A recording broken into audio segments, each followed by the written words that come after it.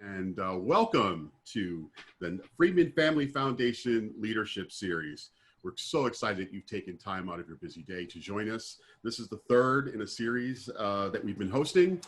Today's conversation is charting the impact of virtual work-based learning.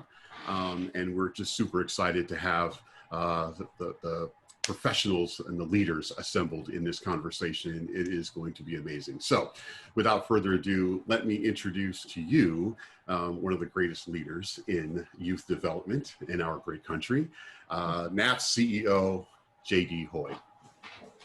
Thanks, Bill. I wish I had your voice. It's so rich and full. So welcome everybody. It's great to have this time together around something that I know is important to you, and it's been important to NAF for 40 years. And under the big umbrella of public-private partnerships has always been this belief system that growing social capital for young people by putting them in real-world learning experiences and real paid experiences allows them both to see the possibilities, but also to experience the great appetite they need to strive for something better and bigger for their lives and for their communities and for their future. And this conversation for me has always been so important because an internship fundamentally changes lives. And then when COVID hit, it was a smack against something that we saw as fundamentally critical to actually developing that social capital for all of our students. And we were fortunate to, and have been blessed for many years, to have such amazing corporate leaders. And we have two companies with us today, Verizon and Worldwide Technology, representing the kind of power that happens when you have people who partner for good and actually see their way through a problem because what's important is to solve it and to benefit young people, not to simply stop what they were doing because the world shifted, because the world is going to continue to shift for many days and many years to come, I'm sure. So without further ado, what I'd like to do is we'll let Nicki start, and then Tanya, and then go to Juanita and Ram to introduce both their companies, which are remarkable, but also give a glimpse for those of us watching what they had to experience as a company when, you know, all of a sudden, what's the number I just got today? 42% right now is US workforce has been determined are all working from home. That's massive. So that kind of adjustment and keeping a business going, employees employed, and worrying about shareholders are pretty daunting challenges for companies to face. And here are two companies that did all of that but stayed connected to the doing good for young people. And I'm pretty proud of that. And I think you should be too. But let's give them a chance to frame up what happened to their businesses when all of this stuff happened and everything shut down. Nicki, you want to start? Yeah, sure. Hi. Thank you so much for having me on this series and having Verizon represented here. My name's Nicki Palmer, and I run product development for Verizon. And I'm really happy again to be joining you. In a nutshell, well, listen, first, I guess I'd say first off, you can't talk about the pandemic without first saying, you know, what an awful situation it is for many of our businesses, our small businesses, our individuals, our healthcare workers, people who have lost their lives. So, you know, before we go any further, I just want to acknowledge this, this horrible situation that frankly we're in. Because when I'm going to talk about Verizon, you're going to hear me be very proud of the way that we have reacted to this pandemic. And it's really started with, you know, looking at the situation and not trying to not let it deter us from our mission, which is to do good in the world and to provide network and connectivity solutions that move the world forward. And for us, a lot of that is our newest services, 5G network that we're deploying everywhere. And, you know, in essence, very early in the pandemic, we said, you know, it's time for us to double down. It's not time to back away. So we responsibly said, let's look at what we're spending, what we're investing in the United States, and let's increase that. And so we actually upped our CapEx guidance, and we started building even more than anyone would have thought. So that's sort of, point number one. Point number two is, we didn't want to let innovation fall away, because sometimes innovation, especially in the technical fields, is what can help fuel your way out of bad situations. So we took a look at what we do in our 5G labs, and we said, how can we take that virtual? And so we took these great places that we have all around the country, and we said, let's do that in the virtual world. And so we did it like that. And so we continued the cycle of innovation. We also took a look at the pipeline and said, what are the solutions that we were working on that we may have, somewhere in the pipeline that we're going to bring to life? Is there any way we could do that faster? And a great example of that is a small company called Bookfill that we were working with and planning to launch. They take youth books and take the content and the visuals and turn it into an augmented experience, and really brings the story to life. And so we said, what? I bet some people could use this right now. So we got that much through the process much faster than ever, and launched a great new service that many are taking advantage of today. So those are a few quick examples. I mean, the one big one, of course, is we took about 113,000 employees and had them either home garage or work from home. And that required major adjustments to so many things, so many systems. But in essence, the biggest thing was our employees and the resilience that they showed to be able to make this pivot and still be able to build the network, still be able to innovate, still be able to meet projects and products and launching them on time is really just amazing. So there's much more to talk about, but I'll stop there. And so you're obviously very proud of a company that you work for. That's pretty awesome and easy to see and easy to understand. I think the culture of companies really matters in this moment, and you can really feel it when those cultures are rich. They live in these difficult times in a much better way than those that are struggling. So with that, Tanya, how about worldwide? Hi, everyone. My name is Tanya Stopke. I lead our communications service provider division. And I've been with Worldwide for about 15 years now. So like Nicki, very proud of the company. I've grown up in Worldwide, and I've seen our company, although much smaller than Verizon, be able to shift through so many different challenges. This one takes the cake, though, in terms of what I've seen so far in my professional career. I'm very excited.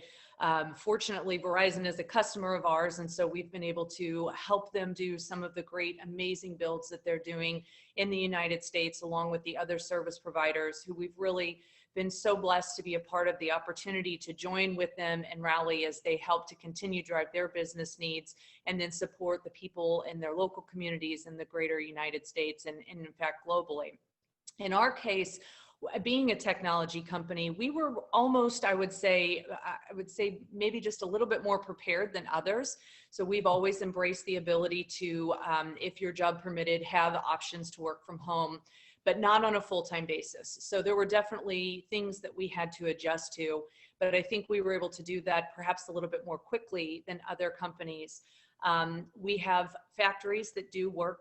We have factory locations around the globe. So some of our employees did have to stay frontline employees, and our leadership team came together and really worked to make sure those were safe and secure environments so that we could continue to support the customers that we have and to enable them to continue doing their business. So I would say there have been a lot of challenges, but there's also been a lot of good. So we've been able to still stay connected with one another through the virtual mediums that we have, the different platforms, although it does get a little overwhelming sometimes to switch between WebEx and Zoom and Microsoft Teams and Google and all of the platforms that are out there.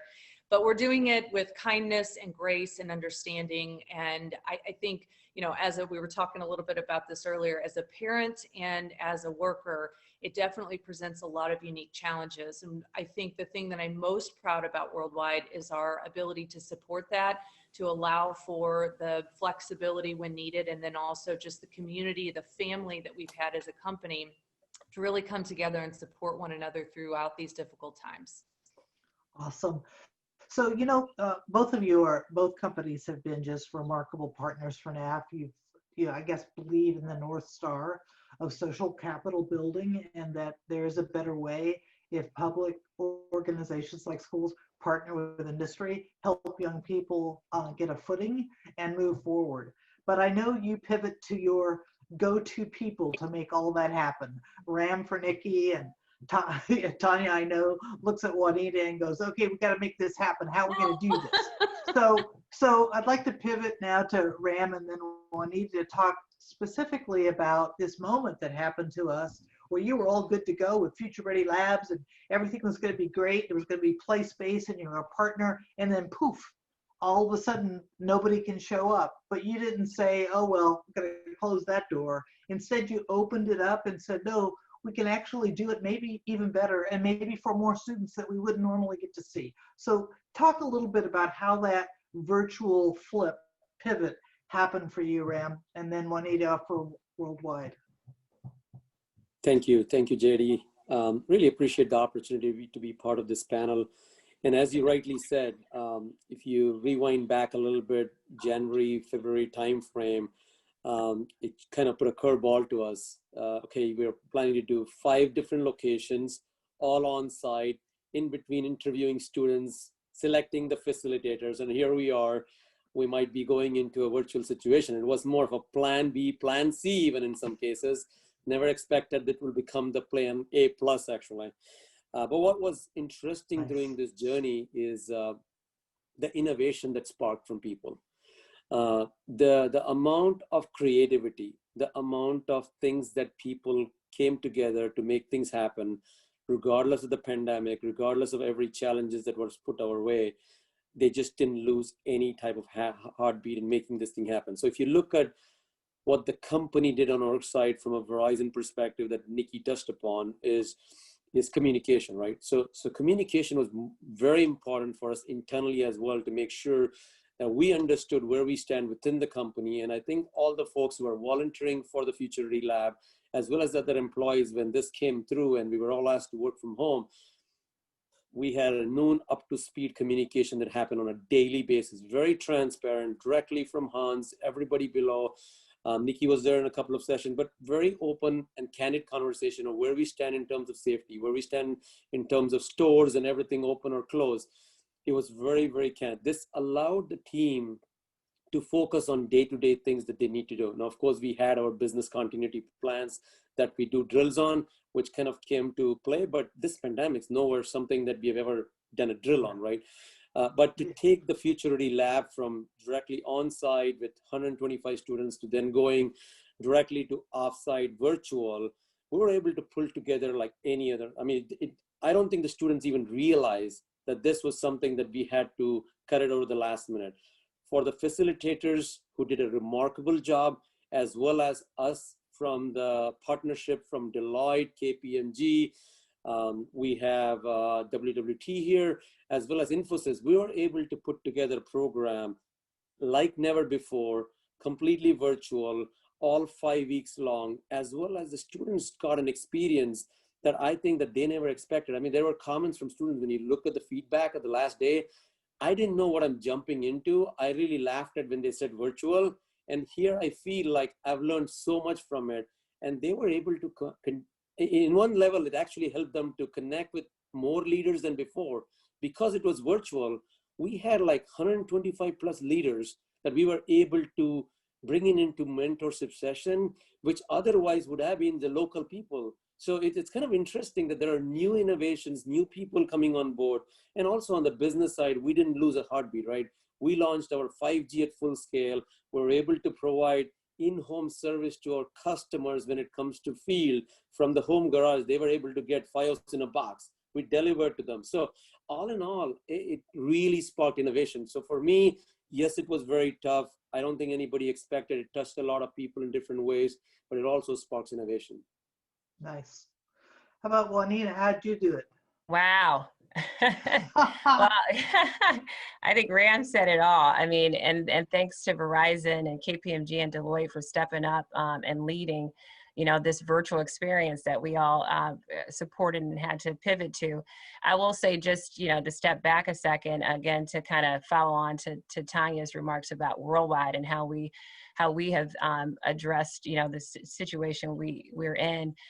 It's really been awesome to see leadership focus on the mind, the body, and the spirit, the soul, because I think that's important, when you're looking at how to support employees, our customers, our partners, and community. And so it's been exceptional just to see the innovation that comes from that. Dave Stewart, our chairman and founder, putting out chairman's newsletters that's focused on hope and faith and encouragement. Jim Kavanaugh leading with, you talked about with Hans and the transparency and the communication, every week a company update around what's going on and making sure people know that, their safety physically, mentally is number one. And we'll do everything we can to invest to ensure that that's the case for our frontline workers and also from those who are working from home. So that really gets you charged and has gotten a lot of people really even more motivated to do their part, right? We talk about, never giving up. We will prevail.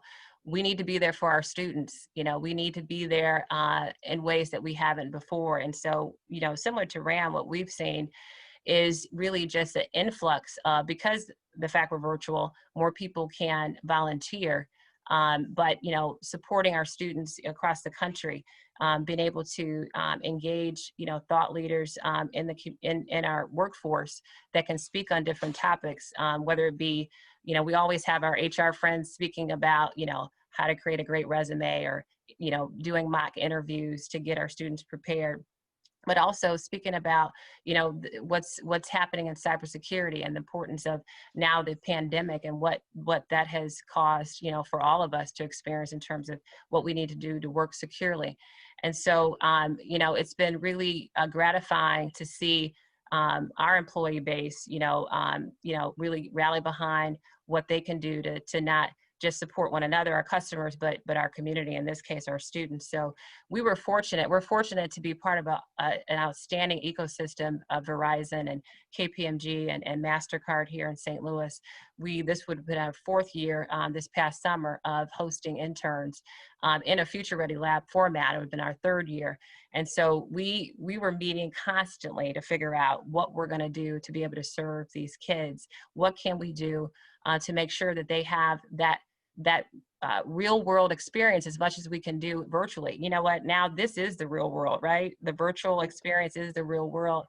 And so, some of the great feedback that I heard was, and Ram kind of hit on it, just that kind of the world view, and more of a nation. So the students in St. Louis got to be part of a cohort with the Washington, D.C. team. And so, just understanding that the challenges faced in D.C. are similar to St. Louis, and being able to collaborate and share thoughts and ideas around that on their capstone project was so enriching and fulfilling for those students. And also just, those relationships, Ram hit it, with each other, as peers, as students, having now friends that are in DC that you got to meet and are part of that NAF network is pretty special. But also the mentors that came from all over the country that are now in your network of people that you can, reach back to and continue to get more mentorship for. So, it's been an amazing ride, and it's I think Nicki and Ram hit on it. It's been really cool to see the creativity and the innovation that's coming from it. Is really, all of this has accelerated innovation in this country for all of us. So it'll be interesting a year from now to see what we're doing that we would have never imagined, 7 months ago. And so it's been good. It's been tough. Don't get me wrong, but it's I know exciting. it's not like this has been a breeze for any of us, right? Yeah. But for the educators who are watching this that are in the schools, so some of them are doing it remotely, some of them are hybrid, some of them are actually back in school and actually teaching. And the piece in the innovation space that I am most curious about is, what do we now believe are fundamental skills for the future that young people will need to have. They're not nice to have, they are now must-haves that you got to feel and experience in the moment of the internship offerings that you did this year? Anybody? Yeah, I can start on that and then hand over, because I want to make the point that the fundamental skills have really not changed that much. There's a few that I would underscore, but I would start with the basics. I mean, for us, you know, it's not only STEM, but it's pretty predominantly STEM. Yeah. You know, I'm an engineer, so you're going to expect that from me. And I hire a lot of engineers and computer scientists and technologists. But, you know, I tell students all the time that, you know, it doesn't really matter what you want to be in this world or be when you grow up. Technology and a grasp of these fields is just going to make you a better one, because you're not going to be able to avoid it. And I think in this pandemic maybe underscored that a bit. In fact, in some unfortunate ways, and I don't know if it's fortunate or unfortunate, but the digital divide is really showing up in this pandemic. The haves and the have-nots are growing further apart. The tech companies are doing quite well, and a lot of other companies or small businesses, quite frankly, aren't. So you can sort of see these trends unfolding right in front of you. But STEM fields continue to be critical, and a basic grasp of science, technology, engineering, and math will be something that we will always be looking for. So after saying that, what I would reinforce now is the ability, and these students today are seeing this firsthand. I really believe that when you look forward and you'll be able to say, hey, I was in the class of 2020, or I was in college in 2020. And I think that will mean something. And hopefully it will mean that, you know, you've seen some challenges and that you are resilient. And, you know, so those things continue to be, I would say, even more important in today's day and age. Self-starting, creativity, you know, again, always important, but more so today, being able to really be self-motivated.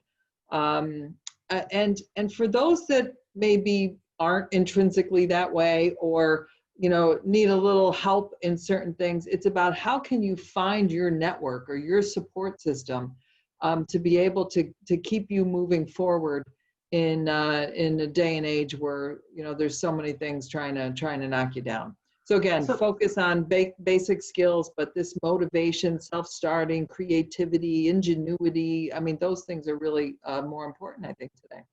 Something to add to that, and I think Worldwide would have some thoughts on this as well. The divide is a problem. I know both of you have done, both companies have leaned in on, you know, hotspots and trying to come up with devices and connectivity, but at the end of the day, we still have a huge gap where some of our communities just would love to take advantage of this virtual space and just find themselves disconnected. I mean, in your kind of dreaming state, do you imagine a time in the 5G space and the satellite space and the space we're moving into that we're going to get after this divide and bring it together so opportunities are more available? What do you think? Yeah, absolutely. Yeah, we can solve it together. You know, I think that's one of the beauties of NAF, you know, bringing, you know, public-private, you know, sectors together, because it takes all of us to do that. And I think absolutely the technology exists, getting it in the hands of those who needs it, you know, is the challenge that absolutely is something we can overcome. And as you said, you know, in many cases, it has been overcome, but there's something beyond just even the connectivity. You can have the endpoint devices, you could have the internet connection, but you've got to have the home environment that's conducive to working in this virtual environment. There's more to it than just the the technology, even though that's a big piece of it. And if we can get that right, how impactful that can be, not only for the student, but for their families, right? To have the access to the technology in a way that they're able to connect and collaborate, with, from a work standpoint, school standpoint, their community, in ways that they have not before. So, my thing, and I don't have the solutions, we're certainly trying to come up with solutions and address the real challenges, is though, as we're coaching, as we're building our programs, what can we do to help create a space for our students that are not coming from environments where, it's big homes with, lots of private space to be in, the connectivity, like you said, where there's not disruption. What are some of the options? And I know, like for here in St. Louis with the public schools, there's, even though the schools are not open, there's facilities for young people to go, where they have the connectivity to be able to learn virtually. So they're outside of their homes, so they can have the resources that they need. Because otherwise, even with the connectivity, they may not have the quiet, the non-disruptive spaces to be able to really learn. And so that's a big focus. I think, in terms of, kind of to your question around the skills that we need, that our children are going to need. Just some of the tactical things, Nicki hit, kind of still the skills that you need from a STEM standpoint. I mean, none of those are going to change if you're wanting to go into marketing, or if you want to get into software development. There's certain skills that you need to have. But in addition to that, to Nicki's point around the resilience, the being able to work independently, to be able to really looking at maturity, seeing if you can get a sense of maturity in the interviewing process, because you're going to be relying on that person to be responsible to show up to meetings on time, and to be engaged, and to work independently without people physically being there to help coach and guide. And so that is a big piece. But I think our NAF students have an advantage in a lot of ways when Nicki talks about resilience and grit and determination. That's what our students have, so I think they're going to be they're going to have a competitive advantage when it comes to that, honestly. But in addition, just in terms of some of the tactical things around this virtual professionalism, understanding virtual meeting etiquette, understanding how they use the tools. Tanya talked about, you got WebEx, you got Google Meet, you've got Zoom, you've got all these tools. How do you use them? How do you make sure, your lighting, your audio, that you're on, your camera's on, that you are not, you look engaged, that you are, to Nicki's point too, it's taking initiative, you're asking questions, because we can't read, body language or observe kind of what's going on. So, our young people are going to have the courage, to ask questions, a lot more questions now, because, we can't, pick up on things as we used to, because we're not physically in the same space. So I say a lot, and your question around the digital divide, is real. And, there's things from a technology standpoint that we need to continue to address.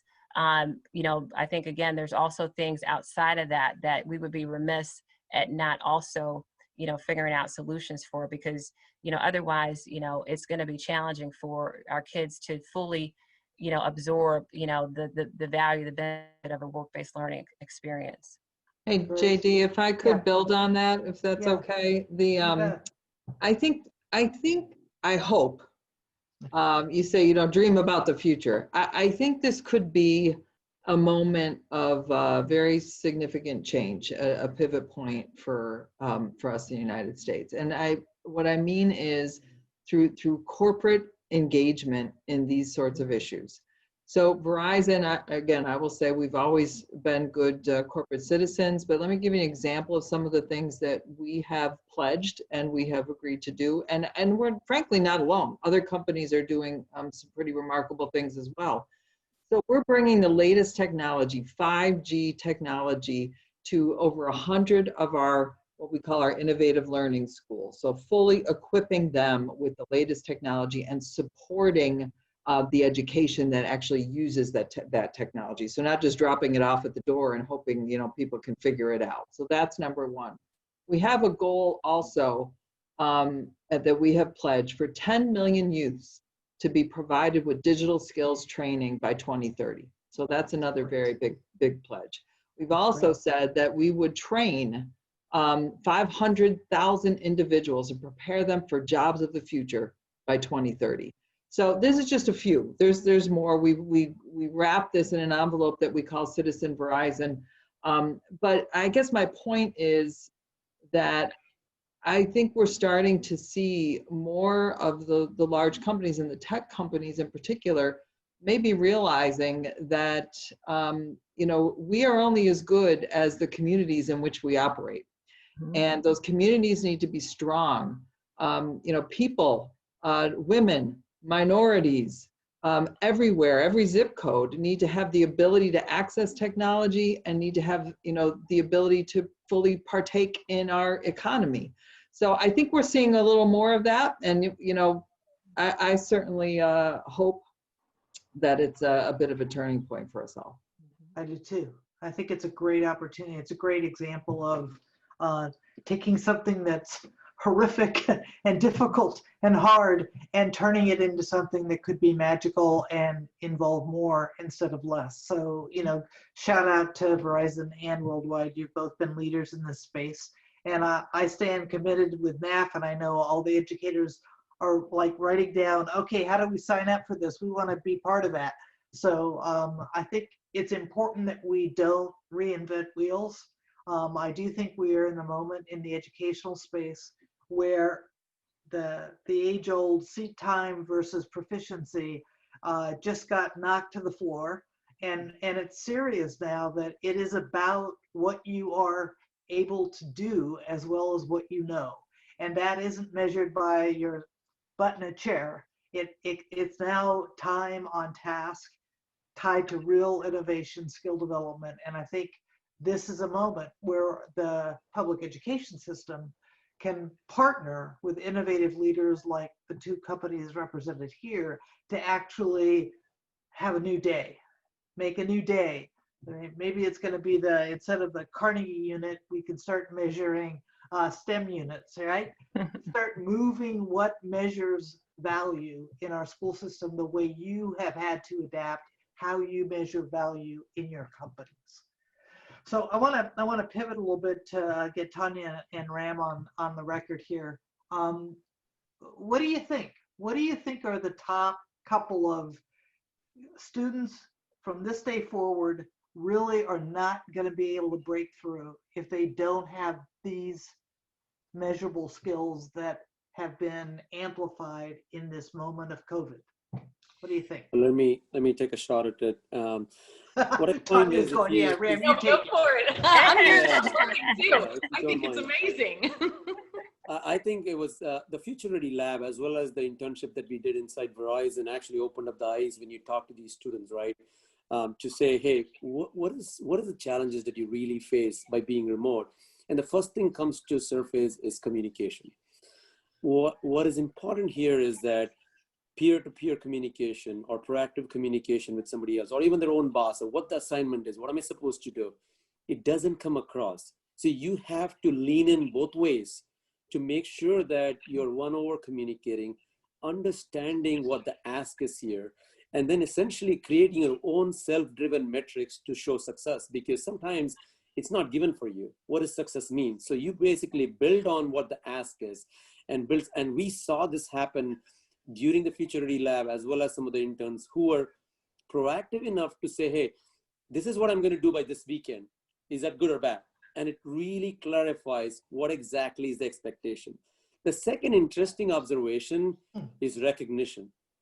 When you are in a room, you have the body language to let somebody know you like it, you love it, that's cool, you have the thumbs up and everything.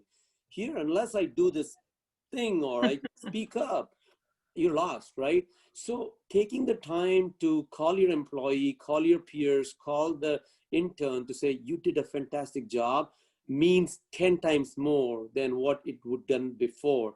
So I think one of the things that we realized very fast is that the virtual framework does allow you some advantages of being together, going into breakout rooms, you're saving some travel time. There's a lot of advantages of technology that's brought to us, but it does remove the soft skills and the emotion into a two-dimensional screen. And there's only so much time you can concentrate on a two-dimensional screen.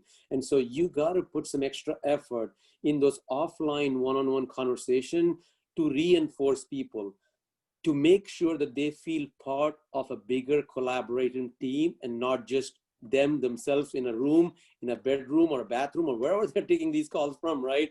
And you can get lost by yourself. Oh my God, 8 hours gone by, I don't know what I did, right? So when they hear from somebody that you are part of the larger team and this is what you're doing to the big picture of 5G or whatever we're doing, mobile edge compute, they feel good about it. I think that's the biggest thing that we learned from this lesson. Tanya, I'll build on that a little bit. I have a slight, a yes and viewpoint there. I think the students of today are probably more adaptable to this environment than even the adults that are those that are of us that have been there, because they've grown up with technology, many of them. They have access, many have access to multiple devices or are used to communicating over different mediums. And so I think, and also quite adaptable, at least my children are. I think that their ability to continue to take that skill set and develop it, embrace change, have a passion for learning, that's what I'm really looking for. And so in my world, STEM is the foundation of what we do, but we do require a lot of soft skills. We're in sales, which is a little bit different than maybe being an engineer, or one of the architects of some of the solutions that we build and sell. And so I think the ability to create relationships, meaningful relationships over a screen, over different mediums of communication are going to be very important. I also think that our kids, you know, I grew up very, very poor. We didn't have access to a lot of things. And so having this virtual environment, although we may not be hitting everyone, we're hitting more kids in more communities today than we ever had before. We have access to great mentors that maybe we wouldn't have had. You know, growing up in small town USA, I didn't have exposure to any women in any level of technology. I didn't have exposure to really great leaders outside of those that I could maybe go to the library and read a book about. And things have changed so much. We're able to accelerate the adoption of technology, drive innovation. And so I'm excited in the sense of, yes, this pandemic has been kind of terrible, but on the other hand, it's accelerated our use and adoption of technology, and it's driving innovation of new ways to solve problems. And where I think that our students can learn a lot from us, I'm learning a lot from the younger generations that are coming up, and they're teaching me new ways that I can go solve problems or new ways to engage. Or even today, Bill, when I learned a new way to handle some of the cool technology and Zoom, it's pretty fascinating to me. I think that, you know, is it ideal? Absolutely not. But can we take a lot away from it? I think we're going to be, really pleased 7 months to a year from now at all the great things that have happened because of this. Because honestly, you know, what is it? Necessity is the driver of innovation. And so We're here, folks. It's real. It's real. So Bill, I think we probably have stimulated some questions from our audience. We do have pitch some out. Sure. Well, one is a very specific one, and it speaks to Juanita, some of what you were describing in St. Louis. So a kind of a follow-on question to the example you gave was transportation provided for students who were given access to the kind of quieter sites within the connectivity? And kind of, could you describe a little bit more of what were kind of the requirements for students to get into the sites? Was there social distancing requirements? Were meals provided? Could you describe a little bit more about what that was like? Yeah, you know what, unfortunately, I can't describe the details around it because I wasn't involved in the details, but I could certainly take that as a follow-up and get you that information. So please, no Bill, let me know who. Yep. Yeah, but I can say that you know, most of the school districts, the public school districts, absolutely were making sure that students, you know, were fed. You know, those that would, you know, eat breakfast and lunch, you know, at the schools, they continued that. You know, the students would have to get to the sites to pick up the food. It wasn't driven, you know, to them. And again, these are the folks that are students that are working from home or learning from home. My guess, and again, I'll confirm this, is that, you know, just like transportation is provided to get students to school, that transportation is provided for these quieter spaces for them to work and learn. But I'll certainly give you that information. And then also the same precautions that, all of for those schools that are open would take around social distancing, wearing masks, their whole, sanitizing process, all of that I'm certain holds true as well. But again, I can get you more detail on that. Awesome. Any other Thanks so much, Juanita. And actually, Benicia submitted the email address, so we'll make sure to connect with you offline. Great. Yep. So one question that's come in is actually from a NAF staff member talking about NAF as a learning organization. We're currently reassessing how we talk about and describe students we serve through an asset lens versus a deficit lens. So wondering about any of you, how you would share your thoughts on how you would describe NAF youth more from an asset perspective versus a deficit model. I'm not sure I'm exactly following that, but let me give you one answer and then just say, no, you totally, went the wrong way on that one. I doubt that. You missed it. I think, when you were reading that statement in question, the first thing that came to my mind was how we always talk about our employees as our biggest and best asset. That yes, we can spend $17 to $18 billion of investment in the network a year. Yes, we have products and services, we have fabulous customers, but none of that happens without the most important asset that doesn't show up as clearly on the balance sheet as some of those other things do, and that is our employees. So if that's where that question was coming from, I would say that yes, NAF should be looking at those students as absolutely the best asset that you have.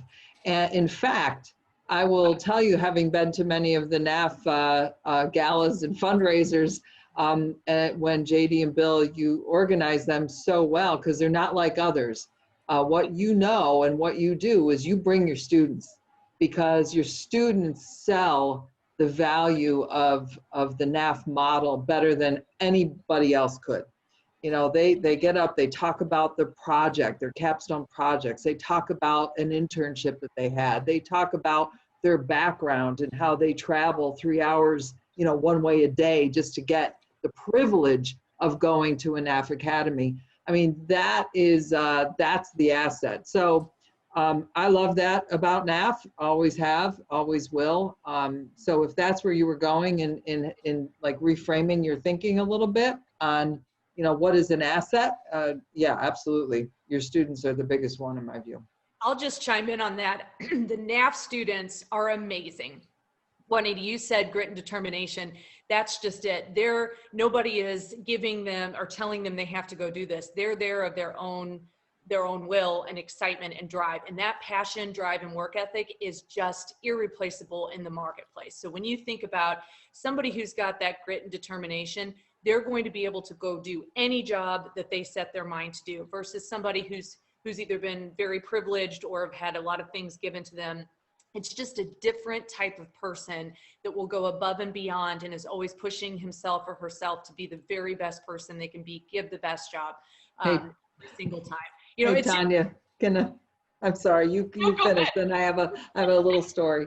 No, go, because clearly I love this one because I resonate with it because that was me. And so I know that I'm grateful for every opportunity that I get. I have to work my butt off to go do it, but it's just, that's the difference about NAF students. They go above and beyond and they're just so driven. So go for it, Nicki. No, just real quick. I was going to mention that I have heard from Ram and from others, and they're sort of afraid to say it at first, but they say, you know what? When we bring in these high school interns and we see what they can do and how they show up, and they say, I even hate to say this because it's not true across the board, but they compare them to some of our college interns. And they say the difference is night and day. Some people are there to say, what's in it for me? Others are there to learn, to get as much out of the experience and to grow. And they're thankful for these opportunities. And you could just see, the difference. Yes, I love it. Yeah. There is a hunger. There's a hunger you described before, Nicki, that it's a characteristic that's hard to really put words around, but I've heard it many times from many different people and companies and experiences. But the thing that I want us to remember is part of what you're seeing is the great gratitude for the opportunity that these companies are providing through internships and work-based learning experiences. So it is a both relationship that we have to balance here, because there are a lot of young people that have, I think, a lot of determination and effort, but are not given the opportunity, right, to feel that sense of gratitude and possibility that your companies in partnership with NAF have offered. And I think it's a magical combination. We just need to be able to do more of it. Bill, so got another question? Yes, I sure do. Oh, they are flowing now.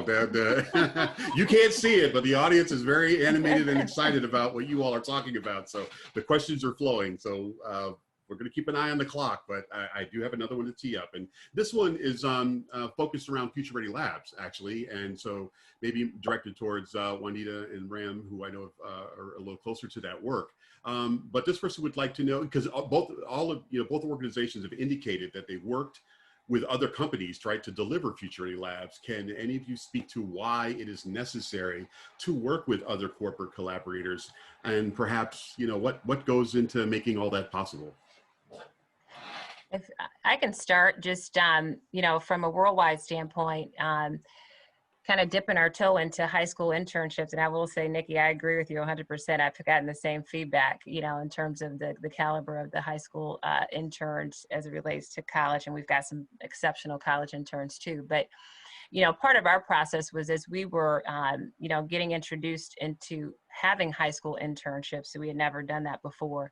And to be able to do it in scale, because, initially the first time we had 3 interns, which worked out exceptional. We were sold and wanted to grow, but, trying to do that when we had such a large college internship at the volumes that the needs were, we knew we had to partner, with the company to be able to really provide an experience to get the 120 hours worth of work experience.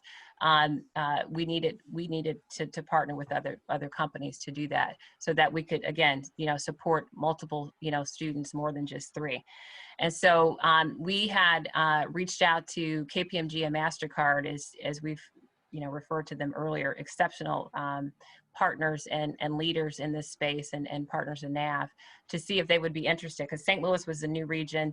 There never had been academies set up. We actually established academies through the relationship we had with NAF, and so they said, yes, we would love to partner with you to provide a full, robust experience for our youth over this 4-week period of time. And how enriching would that be for these kids to experience different cultures, different businesses, meet more people, be able to hear different ways in which we look at how to what we do around cybersecurity, really compared to what a MasterCard does from a solution standpoint, and how rich would that experience be for the students. So even without the scale thing being an issue, it was like thinking about the student and the opportunity for them to build out a network and build out, their knowledge and exposure to 3 different companies, we thought was exciting. And so that's kind of how we got into it. And it's been a match made in heaven between the 3 firms here in St. Louis, and then expanded, where we were able to benefit from working as mentors, the virtual Future Ready Lab in DC with Verizon, leading that. But that's really how we got started, is really to scale, because we wanted to support more students. And then we also thought it would be more of an enriching opportunity for the students to get that exposure. And so since then, we've set up an advisory board here in St. Louis, getting more corporations engaged so we can replicate the Future Ready Lab, as well as provide, traditional internship opportunities, for some of the other firms that may not, the Future Ready Lab model may not fit their design and what they want to do. So that's just a little bit of background on how we got engaged. That's terrific. Ram, do you want to add to that? Yeah, the only thing I would add on is to, I think with everything that you heard already, we've done individual Verizon as well as we've done with partnership across the period of time. And we have seen some tremendous benefit of partnering with another company for multiple reasons. One is from our side, where we sponsor, we're able to bring a lot more value back to the students in terms of diversity of thought, diversity of knowledge, in terms of the industry base. So we find it's very interesting when we did the first time with Accenture, they brought a different whole respect of design thinking and everything. And we brought everything from the innovation and everything. So it really gelled very well. And we took it to the next level. Of course, scale that you already touched upon, just, with you're able to do and serve more students. Now, from a student's perspective, what we also found is that as they are able to engage with multiple companies, their networking is increasing, but also more importantly, the way they resolve the problem, especially when it comes to projects at the end, you're going to find that they learn the art of delivering the capstone project deliverable at the end based upon what they got from both the companies. So it is very interesting that someone like Infosys, who brought the K-12 education skill set, and they offered this whole learning portal for the students, which some of them just jumped in and learned a Python or Java, which wasn't part of their curriculum. And then someone else like KPMG bought something else. So you always see these things come through, which Verizon might or might not able to offer. And we're able to do it at scale to a larger base. So it's a huge benefit expanding this partnership for sure. Can I just add one point on that? Please. What's so interesting to me is that is the real world, right? So if you think about any example, let's just take a 5G world where we've got driving cars. No one company is going to solve the entire picture, the entire offering. And so our real world today is partnering. So Worldwide partners with Verizon to deliver X.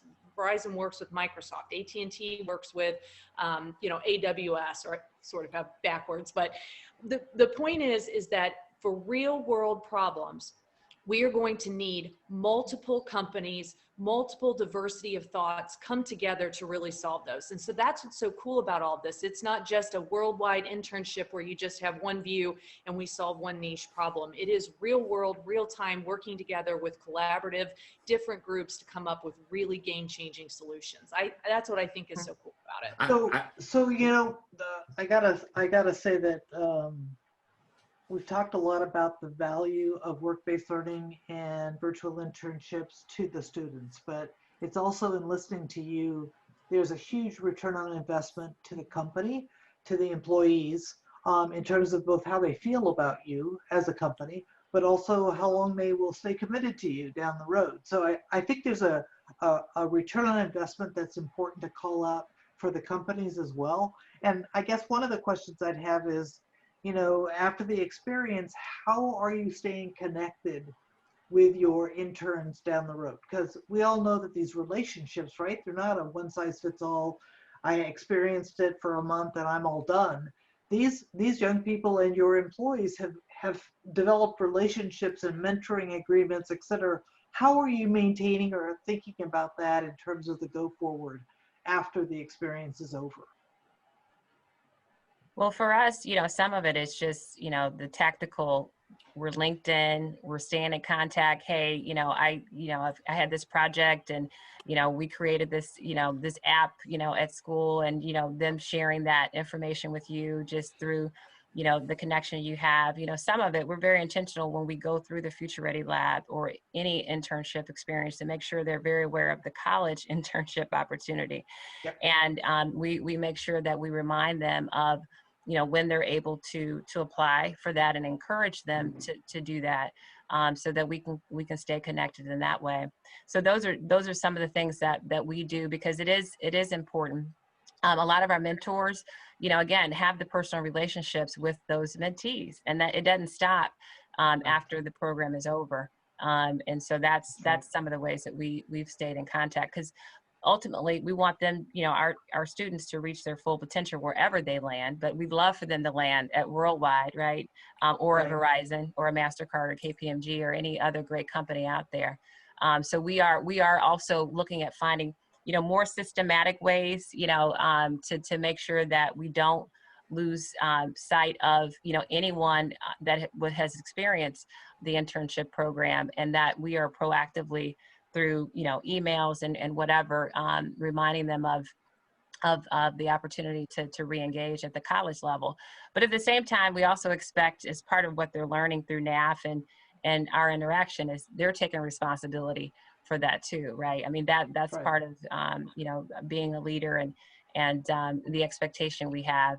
And that's what we see. They do proactively reach out to us, in addition to us, checking in with them. So.